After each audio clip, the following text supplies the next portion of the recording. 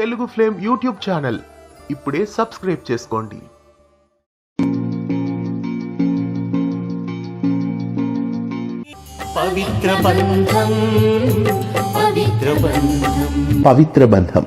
పవిత్ర బంధం serial Balaji telefilms banner పై జితేంద్ర సమర్పణలో రూపొందించబడిన ధారావాహిక. ఈ సీరియల్ కు శోభా కపూర్, ఎక్తా కపూర్ నిర్మాతలుగా వ్యవహరించారు. ఈ సీరియల్ కు కథ ఎక్తా కపూర్ అందించారు. మాటలు పాటలు ఓంకార్ అందించగా విజయ్ భాస్కర్ ఈ సీరియల్ కు దర్శకత్వం వహించారు. ఇక ఈ సీరియల్ 2000 సంవత్సరంలో మే 15వ తేదీన ప్రారంభమైంది. జెమినీ టీవీలో సోమవారం నుండి శుక్రవారం వరకు రాత్రి 9:30 ఈ ధారావాహిక ప్రసారమైంది. మనసున మనసై బతుకున బతుకై తోడొకరుండాలని ఈ సీరియల్ 2003వ సంవత్సరం జనవరి 17వ తేదీ వరకు కొనసాగింది. ఇక ఈ సీరియల్లో నటించిన నటీనటుల గురించి ఇప్పుడు చూద్దాం. ఈ సీరియల్లో సంధ్యా పాత్రలో మొదట గాయత్రి నటించారు. తరువాత యమున నటించారు. నీరజ్ పాత్రలో రాజ్ కుమార్ నటించారు.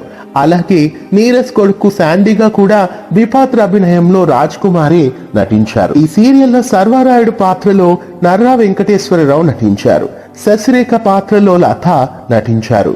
దామోదరంగా ఓంకార్ నటించారు. సుధీర్ పాత్రలో బాలాజీ, సునీత పాత్రలో పూర్ణి నటించారు. చరణ్ పాత్రలో రాహుల్ నటించారు. సంధ్య తల్లిగా లక్ష్మీప్రియ, సంధ్య చెల్లెలుగా మొదట దీపా వెంకట్, తర్వాత వర్ష నటించారు. స్వప్న క్యారెక్టర్ లో నిషా అలియాస్ తారిక నటించారు. దమయంతి పాత్రలో దీపిక నటించారు. దామోదరం భార్య సులోచన పాత్రలో అనూజ నటించారు. సంధ్య కూతురుగా శ్వేత నటించారు. సంధ్య కొడుకుగా మనోజ్ వంశీ నటించారు. సంధ్య అల్లుడుగా శ్రీకర్ నటించారు. ఈ సీరియల్లో ప్రముఖ నటుడు రావు రమేష్ కూడా ఒక పాత్రలో నటించారు. పవిత్ర బంధం సీరియల్ కథలోకి వెళ్తే ఈ సీరియల్ కథానాయిక సంధ్య.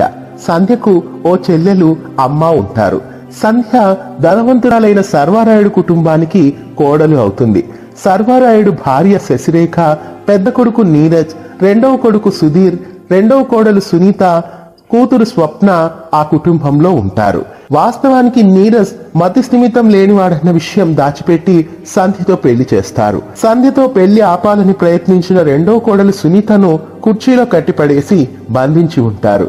సర్వారాయుడు భార్య శశిరేఖ నీరజ్ కు సొంత తల్లి కాదు, మారుటి తల్లి కావడంతో నీరజ్ కు చెందిన ఆస్తులన్నీ తన సొంత పిల్లలకే దక్కాలని భావిస్తూ ఉంటుంది. పైకి మంచిగా నీరజ్ ముందు నటిస్తూ ఉంటుంది శశిరేఖ. పెళ్లైన మొదటి రాత్రే సంధ్యకు నీరజ్ ఓ పిచ్చోడన్న విషయం తెలుస్తుంది. ఆ ఇంటి నుండి వెళ్లిపోవాలని అనుకుంటుంది సంధ్య. కానీ తల్లి అనారోగ్య నిమిత్తం వెళ్ళలేకపోతుంది. రోజులు గడిచే కొద్దీ సంధ్యకు నీరజ్ బాగా దగ్గరవుతాడు. ఇందులో అలాగా అయితే ఓకే అనడం నీరజ్ కి ఊతపదం.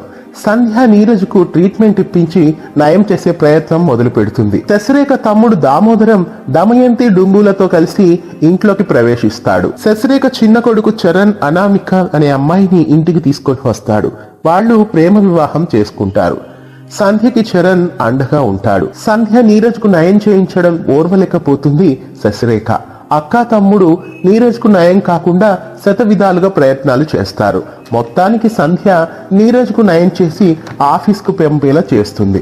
ఆ తరువాత సంధ్యకు కొడుకు పుట్టగానే సునీత బిడ్డగా మార్చేస్తారు.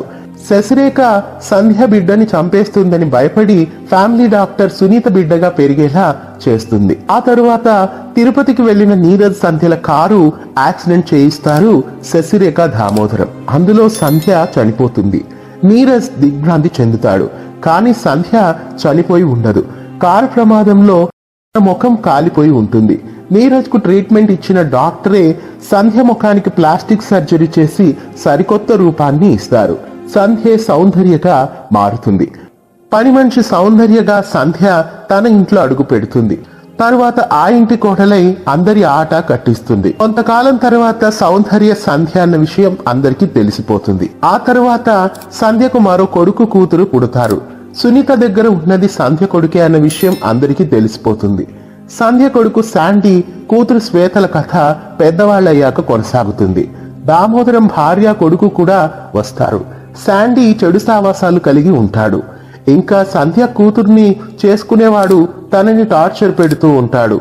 దామోదరం కొడుకుని సర్వారాయుడి ఇంటికి అల్లుణ్ణి చేయాలని అనుకుంటాడు. ఆ ప్రయత్నం విఫలం కావడంతో ఆ కుటుంబం మీద పగ పెంచుకుంటాడు దామోదరం. తర్వాత డూప్లికేట్ సర్వారాయుడు కూడా కథలోకి వస్తాడు. చివరకు ముసుగు మనిషిగా మారి శశిరేఖ తన కుటుంబాన్నందరినీ కాపాడుకుంటూ వస్తుంది. అందరూ మంచిగా మారిపోతారు.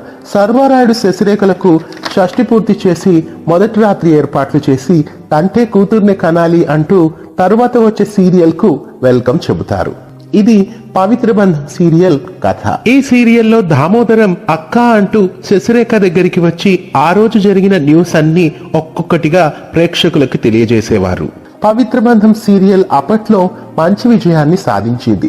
9:30 గంటలకు ప్రతి ఇంట పవిత్ర బంధం సీరియల్ నే చూసేవారు. పవిత్ర బంధం పవిత్ర బంధం. పవిత్ర బంధం సీరియల్ మీకు గుర్తున్నట్లయితే ఈ సీరియల్ తో మీకున్న అనుబంధాన్ని కామెంట్స్ రూపంలో మాకు తప్పక తెలియజేయండి. తెలుగు ఫ్లేమ్ యూట్యూబ్ ఛానల్ ఇప్పుడే సబ్స్క్రైబ్ చేసుకోండి.